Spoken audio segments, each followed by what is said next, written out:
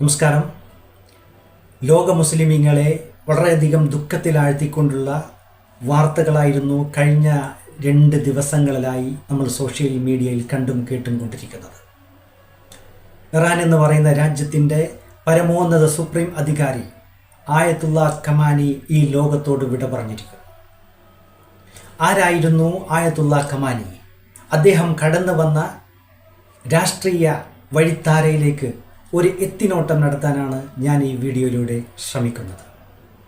നമുക്കറിയാം, ലോകത്തിലെ ഏറ്റവും ശക്തമായ രാജ്യവും ആയുധബലം കൊണ്ടും സൈനിക ശക്തി കൊണ്ടും മറ്റ് ലോകരാജ്യങ്ങളെ തൻ്റെ അധീനതയിലാക്കാൻ വെമ്പൽ കൊള്ളുന്ന അമേരിക്ക എന്ന് പറയുന്ന ആധികായ രാജ്യത്തിനെതിരെ നിരന്തരമായി ഉപരോധങ്ങൾ തീർക്കുകയും വെല്ലുവിളികൾ ഉയർത്തുകയും ചെയ്തിരുന്ന ഒരു ധീര നേതാവായിരുന്നു ആയത്തുള്ള ഖമേനി.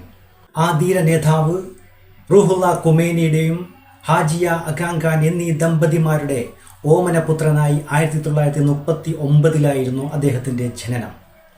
ആദിരി വംശജനായ അദ്ദേഹം ഒരു യാഥാസ്ഥിക മത കുടുംബ പാരമ്പര്യമുള്ള ആളായിരുന്നു. പ്രശസ്തമായ അസർബൈജാൻ മുതൽ ഇന്ത്യയുടെ ഉത്തർപ്രദേശ് വരെ അദ്ദേഹത്തിൻ്റെ കുടുംബ പാരമ്പര്യം വ്യാപിച്ച് കിടക്കുകയായിരുന്നു. വളരെ ചെറുപ്രായത്തിൽ തന്നെ ഏകദേശം 5 വയസ്സ് പ്രായമുള്ളപ്പോൾ വന്ധ്യപിതാവ് റൂഹുള്ള ഖുമൈനി ഈ ലോകത്തോട് വിട പറഞ്ഞു.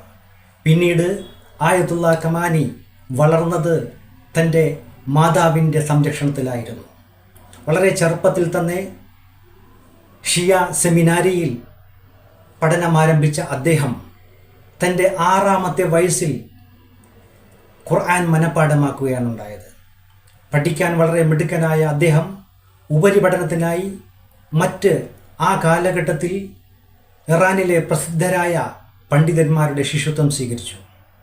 ആയത്തുള്ള ഖമീനിയുടെ ഗുരുക്കന്മാരിൽ ഏറ്റവും പ്രമുഖനായിരുന്നു ആയത്തുള്ള റൂഹുള്ള ഖുമൈനി. വളരെ ചെറുപ്പത്തിൽ തന്നെ പഠിക്കാൻ മിടുക്കനായിരുന്ന ഖമീനി ഭൗതികപരവും മതപരവുമായിട്ടുള്ള വിദ്യാഭ്യാസം ഒന്നിച്ചു കൊണ്ടുപോവുകയായിരുന്നു. ഇസ്ലാമിക ശരീഅത്തിലും കർമ്മശാസ്ത്രത്തിലും അഗാധ പാണ്ഡിത്യം നേടി.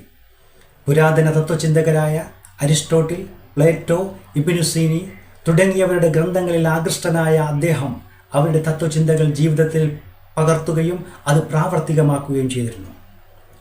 ഭൗതിക വിദ്യാഭ്യാസത്തിന് ശേഷം ഷിയയിലെ പുണ്യനഗരത്തിലെ ഒരു ഇസ്ലാമിക് സ്കൂളിൽ അധ്യാപകനായി അദ്ദേഹം സേവനമനുഷ്ഠിച്ചു. പക്ഷേ ആ അധ്യാപന സേവനം അധികകാലം നീണ്ടുനിന്നില്ല.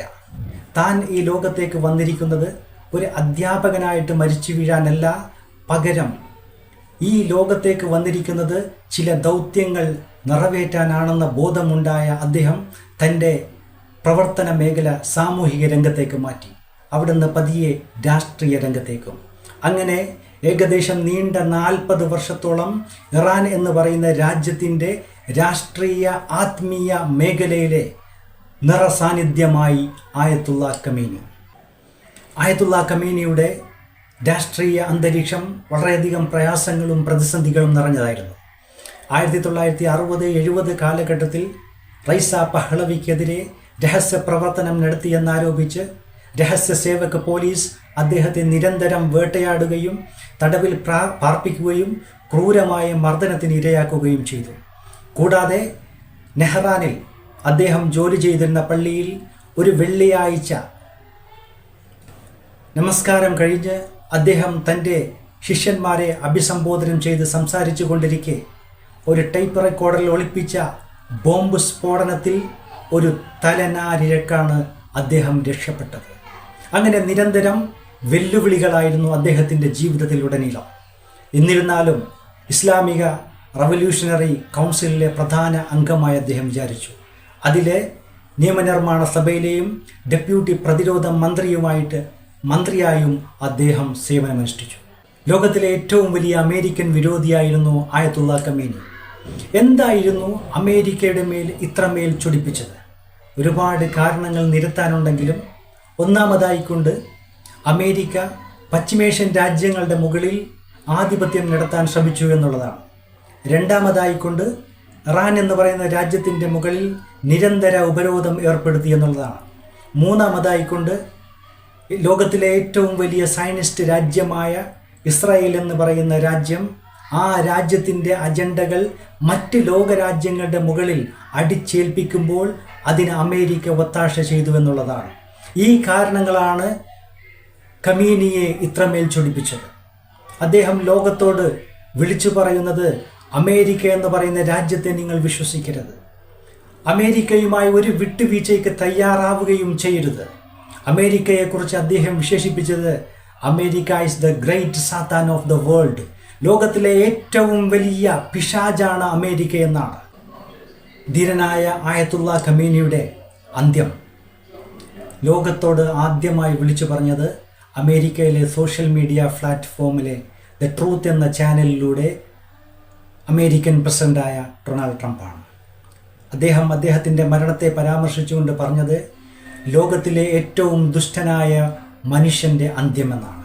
ഇനി ഇറാന് മാത്രമല്ല മറ്റ് ലോകരാജ്യങ്ങൾക്കും സമാധാനമുണ്ടാവുമെന്നാണ്. ട്രംപിനെ അനുകരിച്ചുകൊണ്ട് ഇസ്രായേലിൻ്റെ പ്രധാനമന്ത്രിയായ നെതന്യാഹു രംഗത്തെത്തി. പക്ഷേ അദ്ദേഹം തൻ്റെ പരാമർശത്തിൽ ഒരൽപ്പം മിതത്വം പാലിച്ചു. ട്രംപ് ഉപയോഗിച്ച അത്ര കഠിനമായ വാക്കുകൾ അദ്ദേഹം ഉപയോഗിച്ചില്ല. അദ്ദേഹം പറഞ്ഞത് ലോകരാജ്യത്തിന് ഇനി സമാധാനമുണ്ടാവുമെന്നാണ്. എന്തു തന്നെയായാലും ആ ധീര പോരാളി നമ്മിൽ നിന്ന് വിട്ടുപോയി. ഇനി അദ്ദേഹത്തിൻ്റെ പരലോക സൗഖ്യത്തിന് വേണ്ടി നമുക്ക് പ്രാർത്ഥിക്കാം.